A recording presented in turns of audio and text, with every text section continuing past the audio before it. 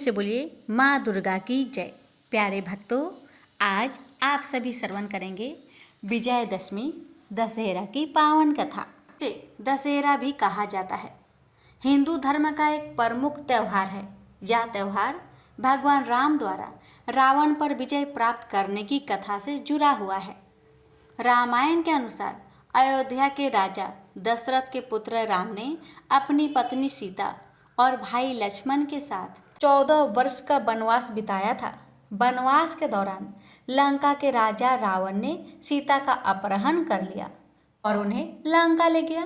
भगवान राम ने अपनी पत्नी सीता को रावण के चंगुल से छुड़ाने के लिए वानर सेना की मदद से लंका पर आक्रमण किया। हनुमान, सुग्रीव और अंगद जैसे वीरों की सहयोग से राम ने रावण की विशाल सेना का सामना किया। अंततः राम और रावण के बीच भीषण युद्ध हुआ, जिसमें राम ने रावण का वध कर विजय प्राप्त की। रावण 10 सिर वाला शक्तिशाली राक्षस था और उसे मारना आसान नहीं था, लेकिन राम जी ने अपने आदित्य धनुष बाण और भगवान विष्णु के आशीर्वाद से उसे परास्त किया। इस विजय का प्रतीक रूप से दशहरे के रूप में उत्सव मनाया जाता है। रावण के 10 सिर बुराई, अहंकार और अधर्म का प्रतीक है, जबकि राम धर्म, सत्य और न्याय का प्रतिनिधित्व करते हैं। दशहरे पर राम की जीत को बुराई पर अच्छाई की विजय के रूप में देखा जाता है। इस दिन को बड़े धूमधाम से रावण के पुतले को जलाकर मनाया जाता है, जो बुराई के अंत का प्रतीक है। तो प्रेम से बोलिए सियावर रामचंद्र की जय। अब आइए प्यारे भक्तों, हम श्रवण करेंगे विजयदशमी की दूसरी पावन कथा। अब आइए श्रवण करते हैं एक और कथा। ये कथा है प्रभु राम और चंडी माता की कथा, रामायण से जुड़ी हुई है। जब रावण माता सीता का हरण कर लंका ले गया, तब भगवान राम को ब्रह्मा जी ने एक सुझाव दिया था। ब्रह्मा जी ने प्रभु राम को माता दुर्गा के चांडी स्वरूप की पूजा करने का सुझाव दिया। उन्होंने कहा कि माता दुर्गा के इस स्वरूप की पूजा करने से प्रभु राम रावण का वध और लंका पर विजय प्राप्त करने में सफल होंगे। प्रभु राम ने ब्रह्मा जी के स्वभाव को स्वीकार कर लिया। पूजा करने के लिए 108 प्रभु राम को 108 नील कमल के फूल चाहिए थे। प्रभु राम ने माँ चंडी को अर्पित करने के लिए 108 नील कमल फूल मंगवा लिए। लंकापति रावण को इस पूजा के बारे में पता चला तो उसने पूजा में अर्चन डालने का विचार किया। पूजा में अर्चन डालने के लिए उन 108 फूलों में से एक फूल गायब कर दिया। जब प्रभु राम को पता चला कि उन फूलों में से एक फूल कम है, तो उन्हें लगा कि पूजा का पूर्ण फल नहीं मिलेगा। इसके लिए उन्होंने माता रानी को अपने नेत्र अर्पित करने का विचार किया। इसका कारण ये था क्योंकि राम जी के भक्त उन्हें नीलकमल कहकर संबोधित किया करते थे। प्रभु राम जब एक एक कर माता रानी को फूल अर्पित करने लगे और 107 फूल अर्पित कर दिए, इसके बाद आखिरी फूल की जगह अपनी आँखों को अर्पित करने के लिए तीर निकाल ही रहे थे कि माता रानी उनके सामने प्रकट हो गई। माता रानी प्रभु राम से बहुत प्रसन्न हुई और उन्होंने राम जी को वरदान दे दिया। माँ चंडी ने प्रभु राम को लंका पर विजय प्राप्त करने का वरदान दिया, जिसके बाद प्रभु राम ने लंका पर विजय हासिल की और माता सीता को रावण से बंधन मुक्त कर दिया था। तो प्रेम से बोलिए माँ दुर्गा की जय, चंडी माता की जय, सियावर रामचंद्र की जय। अब आइए श्रवण करते हैं तीसरी कथा, महिषासुर मर्दिनी की पावन कथा। प्राचीन समय की बात है। महाराज धनु के 2 पुत्र थे। उनके नाम रंभ और कर्म थे। उन दोनों की बड़ी प्रतिष्ठा थी। वे दोनों संतानहीन थे, अतः पुत्र प्राप्ति के लिए तपस्या करने लगे। उन्होंने कई वर्षों तक तपस्या की। पंचनंद के पावन जल में तपस्या आरंभ हुई। रंभ जल के अंदर दुष्कर तप करने लगा।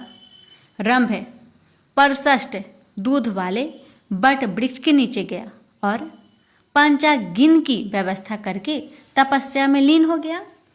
जब रंभ पंचागिन तपता हुआ साधन में तत्पर हो गया। तब उन दोनों दैत्यों की स्थिति का पता लगने पर सचीपति इंद्र बहुत ही दुखी हो गए। वे स्वयं पंचनंद पहुँचे। ग्राह का भेष धारण करके उन्होंने जल में प्रवेश किया तथा तपस्या में निमग्न कर्म के पैर पकड़ लिए। उनके इस प्रयास से दुराचारी कर्म की जीवन लीला समाप्त हो गई।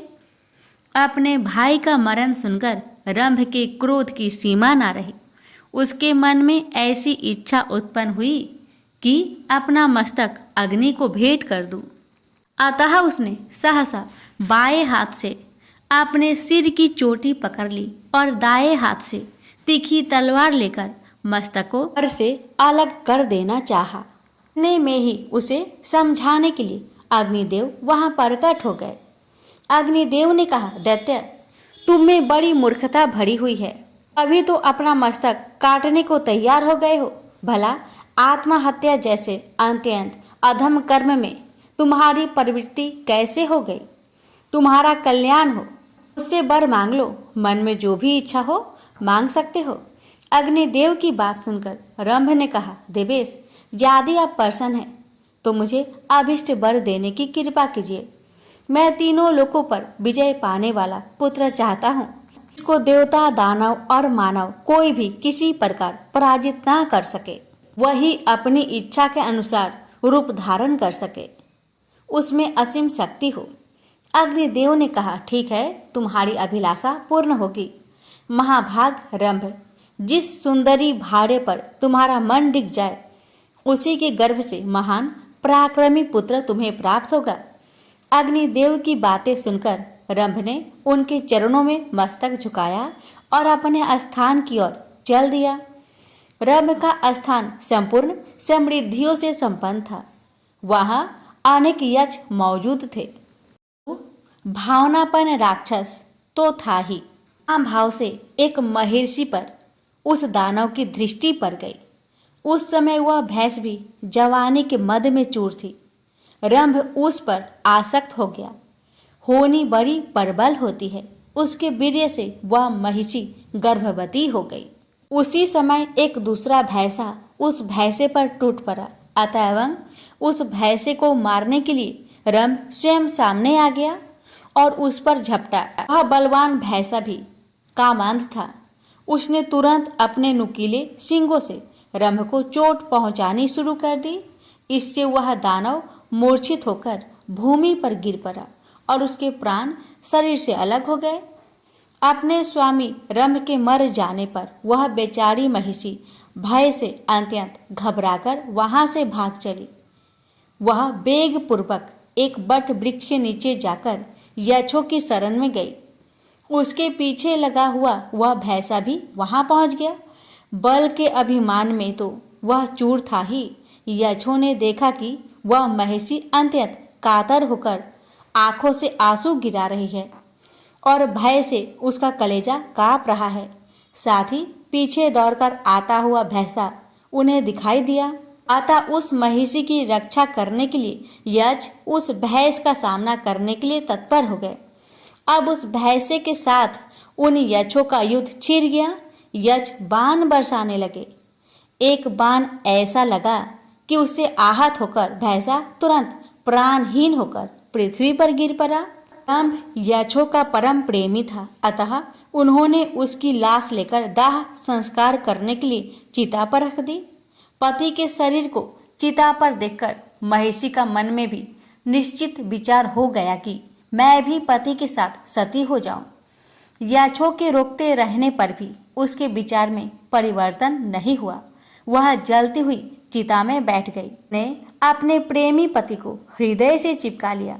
उसी समय चिता के मध्य भाग से महाबली महिषासुर निकल आया। पुत्र पर कृपा करने वाला स्वयं रंभ भी एक दूसरा शरीर धारण करके रक्तबीज के रूप में चिता से निकला। यो महिषासुर और रक्तबीज, इन दोनों की उत्पत्ति महाबली रंभ से हुई। तदंतर मुख्य दानव एकत्रित हुए और उन्होंने महिषासुर को ही वहां की राजगद्दी पर अभिषिक्त कर दिया। इस प्रकार महिषासुर नाम से प्रसिद्ध दानव संपूर्ण जगत पर शासन करने लगा। वर पा जाने के कारण उस पराक्रमी दैत्य को अत्यंत अभिमान हो गया। समस्त प्राणी उसके अधीन रहते थे। उसने समुद्र प्रयत्न सारी पृथ्वी को अपने बाहुबल से जीतकर स्वयं उसकी रक्षा का भार संभाल लिया। फिर एक दिन वह दैत्यों को विशाल सेना लेकर स्वर्गलोक की ओर चल दिया। उसकी सेना इतनी विशाल थी कि धरती कांपने लगी, दिशाएं डोलने लगी और आकाश थरा उठा। महिषासुर की विशाल सेना ने इंद्र की राजधानी अमरावती को घेर लिया। इंद्र ऐरावत हाथी पर सवार होकर देवताओं की विशाल सेना लेकर महिषासुर की सेना को स्वर्गलोक से भगाने के लिए चल पड़े। इंद्र की सेना को देखकर महिषासुर ने अपने सेनापति बिडाल को आदेश दिया, बिडाल, इंद्र को अपनी शक्ति और अपनी सेना पर बड़ा गर्व है, जाओ और इंद्र के गर्व को चूर चूर कर दो। आज्ञा पाते ही बिडाल की विशाल सेना इंद्र की सेना से जा भिड़ी। दैत्यों और देवताओं की सेना में घमासान युद्ध होने लगा। चारों ओर हाहाकार मच गया। अचानक इंद्र के पुत्र जयंत ने सूर्य की किरणों की तरह चमचमाते 5 बाण धनुष पर चढ़ाए और बिडाल पर छोड़ दिया। जयंत के छोड़े हुए दिव्य बाण बिडाल की छाती से आकर लगे और वह बुरी तरह घायल होने के साथ ही मूर्छित होकर अपने रथ से गिर गया। बिडाल की सारथी ने उसे उठाकर रथ पर लिटा दिया और रथ लेकर महिषासुर की सेना के शिविर की ओर भागा। युद्ध भूमि से लौटे घायल बिडाल के पीछे पीछे हथियार फेंकती हुई इंद्र की सेना को देखकर महिषासुर की क्रोध की सीमा न रही।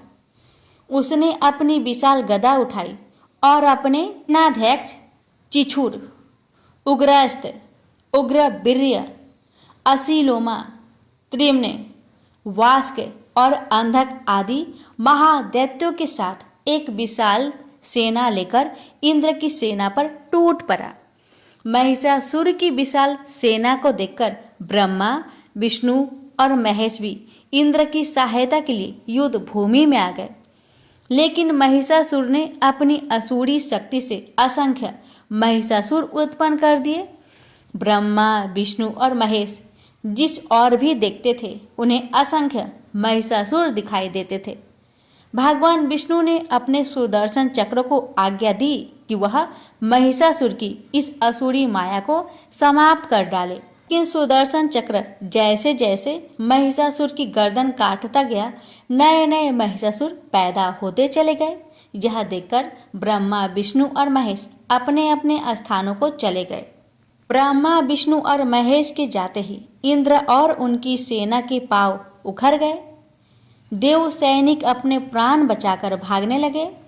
महिषासुर की विजय सेना ने अमरावती में प्रवेश किया और इंद्र के ऐरावत हाथी, कामधेनु गौ, उच्च श्रवा घोड़ा तथा अन्य सभी चीजों पर अधिकार कर लिया और बड़ी धूमधाम से इंद्र आसन पर बैठ गया। सारा स्वर्गलोक, तीनों लोकों के सम्राट महिषासुर की जय जयकार से गूंज उठा। पराजित देवता निराश्रितों की तरह वनों और पर्वतों में मारे मारे फिरने लगे। उन्होंने इंद्र से कहा, देवराज, अब यह जिंदगी बोझ बन गई है। आज देवताओं के पास न घर है न तन ढकने को कपड़े। आखिर कब तक हम निराश्रितों का साथ जीवन बिताते रहेंगे? हमारी सलाह मानिए और पितामह ब्रह्मा के पास चलिए, वह कोई न कोई उपाय अवश्य बता देंगे। सभी देवताओं के आग्रह पर इंद्र अपने साथी देवताओं के साथ ब्रह्मा जी के पास पहुंचे।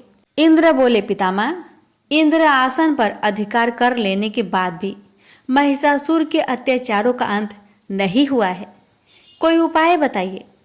ब्रह्मा जी बोले, मैंने महिषासुर को अवध्य और अपराजित होने का वरदान दिया है। उसे उसी वरदान का गर्व है, लेकिन मैंने वरदान देते समय ये भी कहा था कि उसे न तो पुरुष ही मार सकता है और ना ही पराजित ही कर सकता है। इंद्र बोले, इसका अर्थ है कोई स्त्री ही महिषासुर का वध कर सकती है? ब्रह्मा जी बोले, हाँ पुत्र, कोई स्त्री ही महिषासुर की अपार शक्ति से टक्कर लेकर उसका वध कर सकती है। इंद्र ने पूछा, ऐसी स्त्री कौन हो सकती है पितामह? ब्रह्मा जी ने कहा, चलो भगवान शिव के साथ भगवान विष्णु के पास चले, वही कोई उपाय सोच सकते हैं। ब्रह्मा जी भगवान शिव और इंद्र आदि देवताओं को लेकर क्षीर सागर में उस स्थान पर पहुंच गए जहां भगवान विष्णु शेष नाग की सैया पर शयन कर रहे थे। ब्रह्मा जी बोले, विष्णु जी, महिषासुर के अत्याचारों से दुखी देवता आज दर दर मारे फिर रहे हैं, आप ही इनके कष्टों को दूर कर सकते हैं। विष्णु बोले, पितामह, महिषासुर की असुरी माया को मेरा सुदर्शन चक्र भी पूरी तरह समाप्त नहीं कर पाया है, फिर आप ही बताइए मैं आपकी किस तरह सहायता करूं? ब्रह्मा जी बोले, मैंने महिषासुर को अवध्य और अजय होने का वरदान देते समय कहा था कि संसार का कोई भी पुरुष उसका बाल भी बांका नहीं कर सकेगा।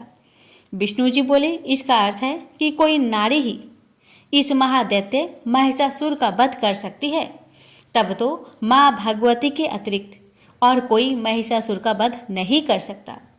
वही योग निद्रा है, वही आदि शक्ति है। मुझ में ब्रह्मा जी और शिव जी में जो भी शक्ति और सामर्थ्य है माँ भगवती की दी हुई है। हमें माँ भगवती की ही स्तुति करनी चाहिए, वही संसार को महिषासुर के अत्याचारों से मुक्ति दिला सकती है। भगवान विष्णु की सलाह मानकर सभी देवता समुद्र तट पर आ गए और माँ भगवती की स्तुति करने लगे। तभी आकाशवाणी हुई, हे देवताओं, तुम सभी अपना अपना तेज एकत्र करो, मैं सगुण रूप धारण करके तुम्हारा उद्धार करूंगी। आकाशवाणी सुनकर ब्रह्मा, विष्णु और शिव के साथ अन्य सभी देवताओं का तेज इकट्ठा होकर जगमगाते पर्वत के रूप में दिखाई देने लगा, जिसकी ज्योति की किरणें लपलपाती लपटों की तरह दसों दिशाओं में फैली हुई थी। फिर वह ज्योतिपुंज बड़ी तेजी से नारी के रूप परिवर्तित होने लगा और उसने देवी का रूप धारण कर लिया। उसके प्रकाश से तीनों लोग जगमगा उठे। देवी का मुख शंकर के तेज से बना था, यमराज के तेज से सिर के बाल निकल आए, भगवान विष्णु के तेज से उनकी भुजाएं उत्पन्न हुई, चंद्रमा के तेज से दोनों स्तन और इंद्र के तेज से कमर पैदा हुई। देवी की जांघें और पिंडलियां वरुण देव के तेज से, नितंब पृथ्वी के तेज से, हाथों की उंगलियां वस्तुओं के तेज से, दोनों चरण ब्रह्मा जी के तेज से, पैरों की उंगलियां सूर्य के तेज से पैदा हुई। प्रजापति के तेज से दांत और अग्नि के तेज से आंखें, संध्या की तेज से भौवें और वायु की तेज से कानों की उत्पत्ति हुई। फिर सभी देवताओं ने देवी को अपने अपने अस्त्र शस्त्र भेंट कर दिए। इसी बीच सूर्य ने देवी के रोम रोम में अपनी किरणों का तेज भर दिया। क्षीर सागर ने 2 दिव्य वस्त्र और उज्जवल हार भेंट किए। समुद्र ने चूड़ामणि, कुंडल, अर्धचंद्र भेंट किए। शेषनाग ने नागहार भेंट किए। अनेक प्रकार के अस्त्र शस्त्रों से सुसज्जित होने के बाद देवी ने कहा, देवताओं, अब तुम सब भय मुक्त हो जाओ। अब महिषासुर आपका कुछ नहीं बिगाड़ पाएगा। मैं बहुत शीघ्र ही उसे मारकर उसके सभी साथी दैत्य को यमलोक पहुंचा दूंगी। तुम जो कुछ खो बैठे हो तुम्हें प्राप्त हो जाएगा। यह कहकर माँ भगवती ने इतनी जोर से अट्टहास किया कि 10 दिशाएं, पृथ्वी और आकाश थरा उठे। दानव भयभीत हो उठे और अभिमानी महिषासुर देवी की भयंकर गर्जना सुनकर क्रोध से तमतमा उठा। बोला, हजारों बादलों की गर्जना जैसी भयंकर आवाज किसकी थी? सैनिकों, दौड़कर जाओ और मालूम करो। माँ भगवती के गरजने की आवाज अभी तक गूंज रही थी। उस गूंज का पीछा करते हुए महिषासुर के सैनिक उस स्थान पर पहुंच गए जहां माँ भगवती अपने सिंह के साथ बैठी थी। उस देवी को देखकर महिषासुर के सैनिक भागे भागे महिषासुर की राजसभा में आए। उन्हें देख महिषासुर ने पूछा, कुछ पता चला है सैनिकों? वह आवाज किसकी थी? सैनिक बोले, महाराज, निकट ही पर्वत पर एक ऊंची चट्टान पर एक बहुत ही सुंदर स्त्री बैठी हुई है। हालांकि वह तरह तरह के अस्त्रों शस्त्रों से सुसज्जित है, लेकिन उस जैसी सुंदर स्त्री तीनों लोकों में दूसरी नहीं मिलेगी। वह तो आपके राजभवन की शोभा के ही योग है। सैनिकों की बात सुनकर महिषासुर ने अपने सेनापति चिछुक को आदेश दिया, सेनापति जाओ और उस स्त्री को सम्मान सहित यहाँ ले आओ। आज्ञा पाकर सेनापति चिछुक सैनिकों के साथ लेकर माँ भगवती के पास पहुंचा। बोला, सुंदरी, आप इस निर्जन वन में अकेली क्यों बैठी हैं? आपको तो दैत्यराज महिषासुर की महारानी होना चाहिए था, जो इस समय तीनों लोकों के स्वामी हैं। माँ भगवती गुस्से से तमतमाकर बोली, महादैत्य चिछुक, मैं महिषासुर की अभिमान को चूर चूर करके उसे यमलोक पहुंचाने के लिए यहाँ आई हूँ। जाकर महिषासुर से कहो कि वह मुझसे युद्ध करे।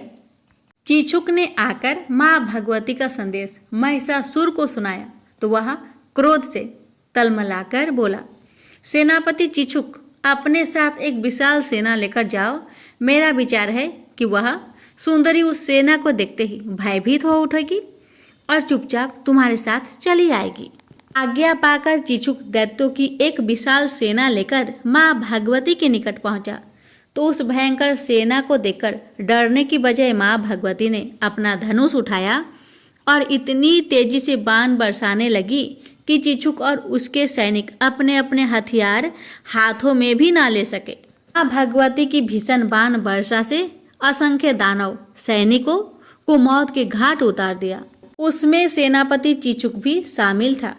अपने सेनापति के मरते ही बचे खुचे सैनिक अपने अपने अस्त्र शस्त्र फेंककर भाग छूटे और महिषासुर के पास आकर बोले, महाराज, वह स्त्री कोई साधारण स्त्री नहीं है। उसने हमारे सैनिकों को अपने शस्त्र निकालने तक का अवसर नहीं दिया और इतनी तेजी से ऐसी भीषण बाण की वर्षा कर दी कि हमारी 3/4 सेना नष्ट हो गई। सेनापति चिछुर भी युद्ध में मारे गए। चिछुर की मृत्यु का समाचार सुनकर महिषासुर का क्रोध और भी भड़क गया। उसने अपने 2 सेनापतियों को आदेश दिया, सेनापति बाष्कल और सेनापति दुर्मुख, अपनी अपनी सेना लेकर जाओ और उस स्त्री को या तो यहाँ आने पर विवश कर दो या फिर मार डालो। महासेनापति चिछुर के वध का उससे बदला लेकर ही आना। आज्ञा पाकर दोनों सेनापति अपनी अपनी सेनाओं के साथ माँ भगवती के साथ युद्ध करने के लिए गए, लेकिन उनका तथा उनकी सेनाओं का भी वही हाल हुआ जो हाल चिछुर की सेना का हुआ था। हर बार पराजय के समाचार सुनकर महिषासुर का क्रोध चरम सीमा पर पहुंच गया।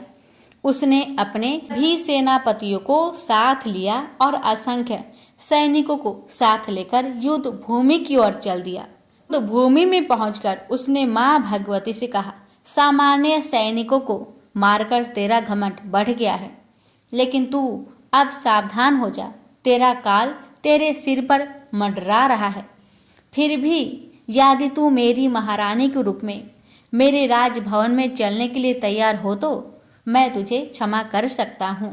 देवी भगवती बोली, युद्ध में क्षमा कायर मांगते हैं, ले संभाल मेरा बार। मैं तुझे तेरी समूची सेना और तेरे बचे खुचे सैनिकों सहित अभी समाप्त कर देती हूँ। देवलोक और पृथ्वी पर अधिकार करके तूने देवताओं और मनुष्यों को जितने दुख दिए हैं, मैं उतने ही बाणों से तेरे शरीर को बेध दूंगी। यह कहते ही देवी ने महिषासुर पर बाणों की वर्षा आरंभ कर दी। उनका सिंह भी क्रोधित हो उठा और दहाड़ता हुआ दानव सेना पर टूट पड़ा। देवी ने अपने ही रूप के अनेक गण उत्पन्न किए। युद्ध भूमि में चारों ओर देवियां ही देवियां दिखाई देने लगी। वे भयंकर गर्जना करते हुए दानव का संहार करने लगी। अपनी सेना का इतनी तेजी से संहार होते देख महिषासुर ने उससे दांत पीसते हुए भैंसे का रूप धारण कर लिया और देवी के गणों पर टूट पड़ा। लेकिन जब देवी के गणों का वह कुछ न बिगाड़ सका तो देवी के सिंह की ओर बढ़ा। देवी बोली, महिषासुर, तेरी अंतिम घड़ी निकट आ चुकी है। जब तक मैं मधुपान करती हूँ तब तक तू और गरज ले। ससुर बोला, मूर्ख स्त्री, मैं अजय हूँ। संसार का बड़े से बड़ा योद्धा भी ना तो मुझे मार सकता है न पराजित कर सकता है। जैसी स्त्री में भला इतनी सामर्थ्य कहाँ जो तीनों लोकों के स्वामी महिषासुर से टक्कर ले सके। देवी बोली, मूर्ख, पितामह ब्रह्मा ने तुझे जो वरदान दिया था वह वरदान नहीं, श्राप था। लेकिन तू अभिमान के कारण ब्रह्मा जी के शब्दों के अर्थ को नहीं समझ पाया। उन्होंने अस्पष्ट शब्दों में तुझे बता दिया था कि तेरी पराजय और मृत्यु पुरुष के हाथों से नहीं, स्त्री के हाथों से होगी। सुनकर महिषासुर बोला, इसका अर्थ है कि ब्रह्मा ने मुझे मूर्ख बनाया। यह तो देवताओं की पुरानी आदत है कि वे दानवों के साथ अनादि काल से ही छल करते चले आए हैं। मैं पहले तुझे ठिकाने लगा दूं, ब्रह्मा जी को ठिकाने लगा दूंगा। कहकर महिषासुर अपने खुरों से पृथ्वी को खोदने लगा। अपने लंबे नुकीले सिंगों से पर्वतों को उखाड़ उखाड़ कर देवी की ओर फेंकने लगा, जिससे पृथ्वी फटने लगी। उसकी पूंछ की फटकार से समुद्र पृथ्वी को डुबाने लगा। समूची सृष्टि इस तरह हाहाकार कर उठी जैसे प्रलय आ गया हो। देवी ने नागपाश फेंककर महिषासुर को बांध लिया, लेकिन वह भैंसे का रूप त्याग कर सिंह रूप में बदल गया। फिर जैसे ही देवी तलवार से उसका सिर काटने लगी, वह खड्गधारी पुरुष बन गया। देवी ने उसे बाणों से बेध डाला। तब उसने विशालकाय गजराज का रूप धारण कर लिया और देवी के वाहन सिंह को जकड़ लिया। यह देख देवी ने तलवार से उसकी सूर काट दी। महिषासुर देवी की ओर झपटा, लेकिन उसके और देवी के बीच अनेक देवी के गण आ खड़े हुए और महिषासुर से युद्ध करने लगे। फिर देवी उछलकर महिषासुर पर सवार हो गई और अपने पैरों से उसे दबाकर उसकी गर्दन पर त्रिशूल का वार किया। पैरों से दबा होने पर भी महिषासुर पुरुष का रूप धारण करके भैंसे के मुख से निकलने लगा, लेकिन अभी उसका आधा शरीर बाहर निकल पाया था कि देवी की तलवार ने उसका सिर काट डाला। यह देख महिषासुर की बची खुची सेना पाताल की ओर भागने लगी। महिषासुर के मरते ही देवता आकाश से देवी पर पुष्प बरसाने लगी। यक्ष, गंधर्व और किन्नर तरह तरह के वाद्य यंत्र बजाकर नाचने लगे। से बोलिए, दुर्गा माता की जय। प्यारे भक्तों, अब आप श्रवण करेंगे हर व्रत और कथा के दौरान सुनी जाने वाली भगवान गणेश जी की कथा। पौराणिक कथा के अनुसार एक समय की बात है कि भगवान विष्णु का विवाह माता लक्ष्मी जी के साथ निश्चित हुआ। विवाह की सभी तैयारी होने लगी। सभी देवी देवताओं को निमंत्रण भेजे गए, लेकिन भूलवश गणेश जी को निमंत्रण देना रह गया था। इधर भगवान विष्णु की बारात जाने का समय आ चुका था। सभी देवता अपनी पत्नियों के साथ विवाह समारोह में शामिल होने को आए, परंतु सभी देवी देवताओं ने देखा कि गणेश जी कहीं दिखाई नहीं दे रहे हैं। तब उन सभी ने आपस में चर्चा की, क्या गणेश जी को नहीं न्योता दिया गया या गणेश जी ही नहीं आए हैं। सभी को इस बात पर बहुत आश्चर्य हुआ। इस बात पर उन सभी ने विष्णु भगवान से ही इसका कारण पूछा। विष्णु भगवान से पूछने पर उन्होंने कहा कि हमने गणेश जी के पिता भोलेनाथ, महादेव और माता पार्वती को न्योता भेजा था। यदि गणेश जी अपने पिता के साथ आना चाहते तो आ जाते, अलग से उन्हें न्योता देने की कोई आवश्यकता भी नहीं थी। दूसरी बात यह है, उनको खाने में 1.25 मन मूंग, 1.25 मन चावल, 1.25 मन घी और 1.25 मन लड्डू का भोजन चाहिए। यदि गणेश जी नहीं आएंगे तो कोई बात नहीं, दूसरे के घर जाकर इतना सारा खाना पीना अच्छा भी नहीं लगता। इतना वार्ता कर ही रहे थे कि किसी एक ने सुझाव दिया, यदि गणेश जी आते तो उनको द्वारपाल बनाकर बैठा सकते थे कि आप घर की याद रखना। आप तो चूहे पर बैठकर धीरे धीरे चलोगे तो बारात में बहुत पीछे रह जाओगे। यह सुझाव सबको पसंद आ गया। तो फिर विष्णु भगवान ने भी अपनी सहमति दे दी। तब गणेश जी को निमंत्रण देकर आमंत्रित किया और उनको समझा बुझाकर घर की रखवाली करने को बैठा दिया गया। बारात चल दी। तब नारद जी ने देखा कि गणेश जी तो दरवाजे पर ही बैठे हुए हैं। तो वे गणेश जी के पास गए और रुकने का कारण पूछा। गणेश जी कहने लगे कि विष्णु भगवान ने मेरा बहुत अपमान किया है। नारद जी ने कहा कि आप अपनी मूषक सेना आगे भेज दो तो वह रास्ता खोद देगी, जिससे उनके वाहन धरती में धंस जाएंगे। तब आपको सम्मानपूर्वक बुलाना पड़ेगा। अब तो गणेश जी ने अपनी मूषक सेना को आदेश दिया, जाओ, और सेना ने जमीन पोली कर दी। जब बारात वहां से निकली तो रथों के पहिए धरती में धंसने लगी। लाख कोशिश की परंतु पहिए नहीं निकले। सभी ने अपने अपने उपाय किए परंतु पहिए तो नहीं निकले, बल्कि जगह जगह से टूटने लगे। किसी को समझ में नहीं आ रहा था कि अब क्या किया जाए। तब तो नारद जी ने आकर कहा, आप लोगों ने गणेश जी का अपमान किया, जिस कारण यह विघ्न आ रहे हैं। यदि उन्हें मनाकर लाया जाए तो आपका कार्य सिद्ध हो सकता है और यह संकट टल सकता है। शंकर भगवान ने अपने दूत नंदी को भेजा और वे गणेश जी को लेकर आए। गणेश जी का आदर सम्मान के साथ पूजन किया गया। फिर रथ के पहिए निकलने लगे और यह संकट टल गया। अब रथ के पहिए निकल तो गए परंतु वे टूट फूट गए थे, तो उन्हें सुधारे कौन। पास के खेत में एक खाती काम कर रहा था। उसे बुलाया गया। खाती अपना कार्य करने से पहले श्री गणेशाय नमः कहकर गणेश जी की वंदना मन ही मन करने लगा। देखते ही देखते खाती ने सभी पहियों को ठीक कर दिया। तब खाती कहने लगा कि हे देवताओं, आपने सर्वप्रथम गणेश जी को नहीं मनाया होगा और न ही उनकी पूजन की होगी, इसलिए तो आपके साथ यह संकट आया है। मैं तो मूर्ख अज्ञानी हूँ, फिर भी पहले गणेश जी को पूजते हैं, उनका ध्यान करते हैं। आप लोग तो देवगण हैं, फिर भी आप गणेश जी को कैसे भूल गए।